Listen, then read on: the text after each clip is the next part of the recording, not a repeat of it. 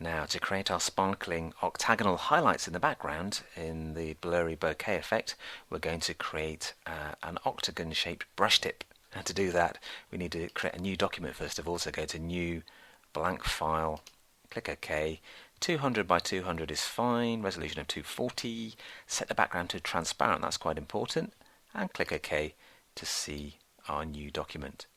Now, to create our octagonal highlight, we're going to use the Polygon Tool, which you'll find down here in the toolbar. If you click and hold down the mouse, you can choose the tool, and then you can type in the options bar the amount of sides you want. Now, this could vary depending on the lens you've got and the type of aperture it's got and how many blades that has, but we're going to go for a typical octagon effect. So type in 8, and to get the grey colour, you can click here and type in 1 to 8 for the red, green and blue values. Click OK, and you're ready now to draw your octagon shape. Easiest way to do that is just to click in the middle of the document, because it draws from the center, and if you hold shift it constrains it so it's nice and regular in shape and size. Let go to fill it with a texture. To turn that into a simplified shape, you can then right click on the actual thumbnail here and choose simplify layer, and it's no longer a vector shape, it's now a bitmap, and we can edit that in a variety of ways. I'm just going to press V for the move tool, and then I'm going to just use the right arrow just to move it into the center a wee bit more, and then we're going to stroke the edge just to enhance it.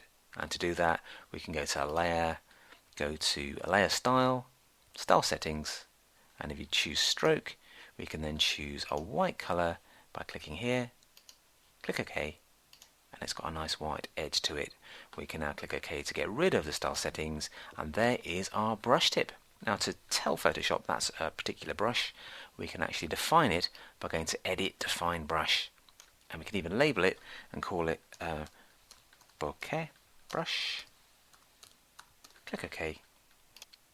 So we've finished with this document now. We can just click on the background document to access it and minimize that so it's out of the way. And we're ready to start spraying the brush. Just about. We actually need to modify it first to change the way it behaves. But let's find it first of all by going to the brush tool, up to the brush preset picker, and when we scroll down you'll see one or two that I prepared earlier. If I move over there you can see the label. The one we made was bokeh brush, so I'm going to select it and it will now spray with that brush tip shape. I'm just going to create a new transparent layer to spray onto. I'm going to make sure that's not connected to the mask by dragging it down to the bottom first of all, and then pushing it above like so. Just make sure it's not offset and there's no little arrows attached to it. And if I sprayed the brush now, you can see it's not particularly effective, so we need to modify it. Control Z to undo the stroke. So to modify the way the brush behaves, click up here to get the dynamics palette and then set fade to 4600. You probably find it easier just to type that value in, 4600. Set hue jitter to 100%. Again, we'll type that like so, and again scatter 100% too. And for spacing, we're going to set it to 1000% and click here to close. And now we can actually click on the top layer and spray our brush. Even a couple of clicks actually will add lovely specular highlights like so.